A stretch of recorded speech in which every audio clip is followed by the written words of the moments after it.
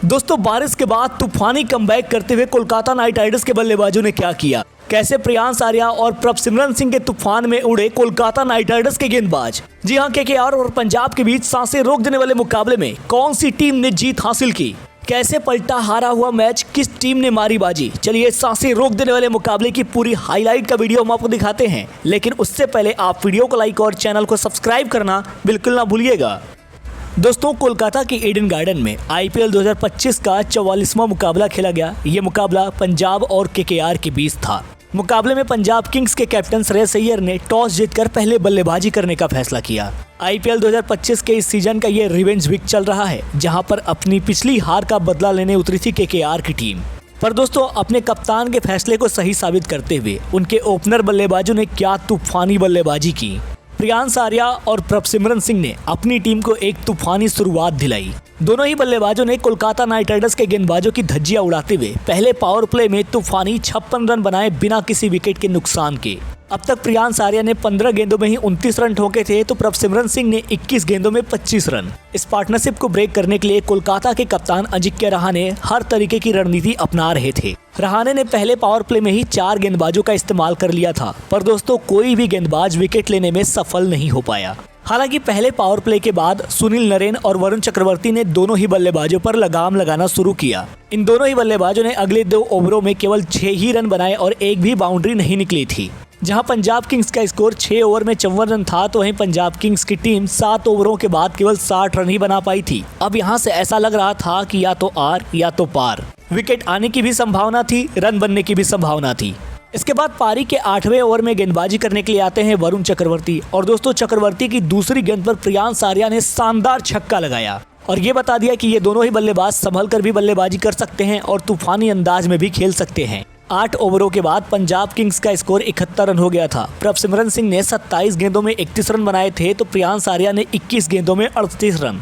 पर दोस्तों इसके बाद सुनील नरेन ने एक और बेहतरीन ओवर डाला। पारी के 9वें ओवर में केवल 3 रन आते हैं। एक बार फिर से रनों पर लगाम लगना शुरू हो गया था, लेकिन दोस्तों अच्छी बात यह थी पंजाब किंग्स के लिए कि उन्होंने अभी तक अपना कोई भी विकेट गंवाया नहीं था। इसके बाद पारी के 10वें ओवर में गेंदबाजी करने आते हैं हर्षित राणा, और हर्षित राणा के इस ओवर में दोनों ही बल्लेबाजों ने 16 रन कूट दिए और इसी ओवर में प्रियांश आर्या ने तूफानी अंदाज में अपनी हाफ सेंचुरी भी पूरी कर ली। आप बता दें हर्षित की तीसरी गेंद पर उन्होंने चौका लगाया, चौथी पर छक्का लगाया और 5वीं पर चौका लगाकर अपनी हाफ सेंचुरी पूरी कर ली। 10 ओवरों की समाप्ति के बाद पंजाब किंग्स का स्कोर हो गया था 90 रन बिना किसी नुकसान के। अब यहाँ से गाड़ी तेज दौड़ने वाली थी और दोस्तों वैसा होता भी है। आता है पारी का 11वां ओवर। केकेआर के सबसे बेहतरीन स्पिनर सुनील नरेन गेंदबाजी करने के लिए आते हैं और उनकी पहली ही गेंद पर आगे निकलकर प्रियांश आर्या ने शानदार छक्का लगाया।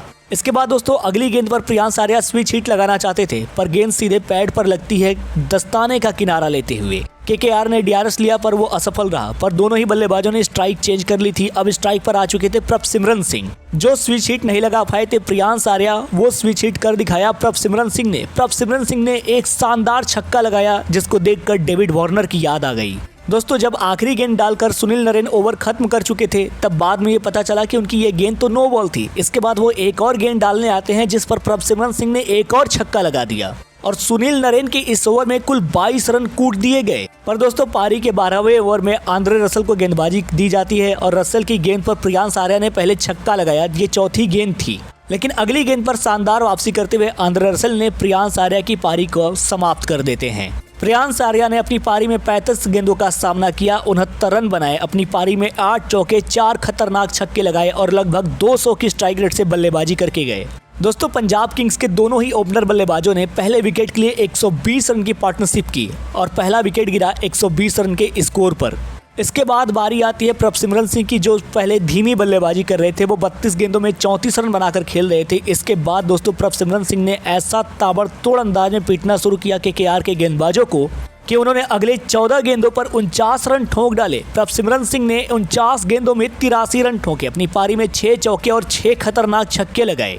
इस आईपीएल में प्रभसिमरन सिंह का ये सबसे बेहतरीन स्कोर था। दोस्तों वैभव अरोरा की एक फुल टॉस गेंद पर छक्का लगाने के प्रयास में प्रभसिमरन सिंह अपना विकेट गंवा बैठते हैं। दोस्तों जब प्रभसिमरन आउट हुए थे, तब पंजाब किंग्स का स्कोर मात्र 14.3 ओवरों में ही 160 रन था। जिस तरीके से ये पार्टनरशिप चल रही थी, ऐसा लग रहा था कि पंजाब की टीम आसानी से इस मुकाबले में 230 से 240 रन तो बना ही देगी।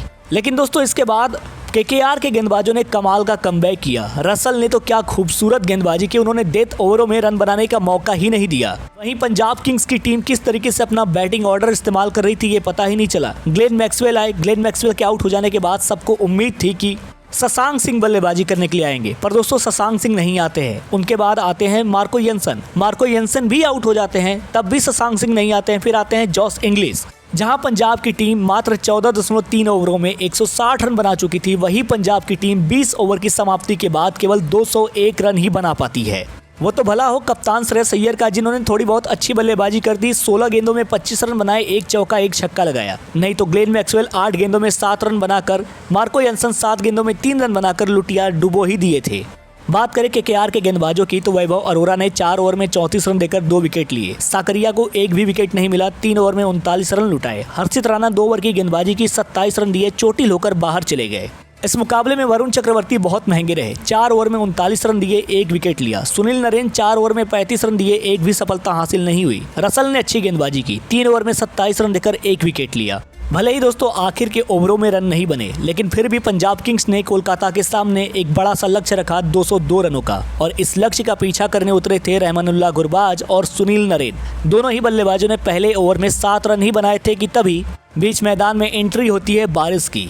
दोस्तों बारिश के बाद काफी समय तक इंतजार किया गया। लग रहा था कि अब बारिश रुक जाएगी, क्योंकि हवाएं तेज चल रही थी, लेकिन बारिश थी कि रुकने का नाम ही नहीं ले रही थी। कोलकाता नाइट राइडर्स के बल्लेबाज बेताब थे, क्योंकि इस मुकाबले में ताबड़तोड़ बल्लेबाजी जो करनी थी उन्हें 202 रनों का लक्ष्य का पीछा जरूर करना था। पर कोलकाता नाइट राइडर्स के पास बेहतरीन बल्लेबाजी थी।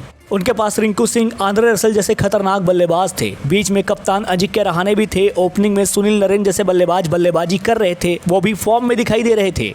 जिस तरीके से मोमेंटम आखिरी ओवरों में लेकर गई थी कोलकाता नाइट राइडर्स की टीम, उसे देखते हुए ऐसा लग रहा था कि केकेआर की टीम इस मुकाबले को जीत सकती है। पर दोस्तों इस मुकाबले में जीत हुई बारिश की। जी हां, आपको बता दें इस मुकाबले के लिए इंतजार किया गया 11 बजे तक, पर मुकाबला दोबारा शुरू ही नहीं हो पाया। इस मुकाबले को दोबारा कराया ही नहीं जा सका। आपको बता दें इस मुकाबले के बाद दोनों ही टीमों को 1-1 अंक बांट दिया गया।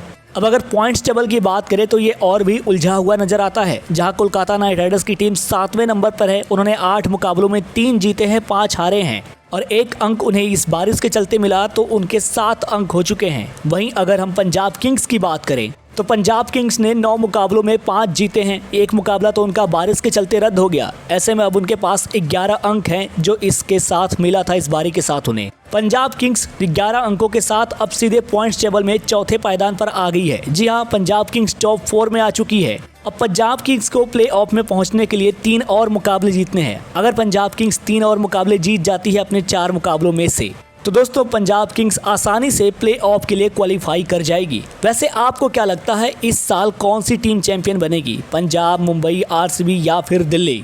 आप अपनी राय हमें नीचे दिए गए कमेंट सेक्शन में जरूर बताइएगा, और ऐसी ही शानदार खबरों के लिए हमारे इस चैनल को सब्सक्राइब करना बिल्कुल ना भूलिएगा। धन्यवाद।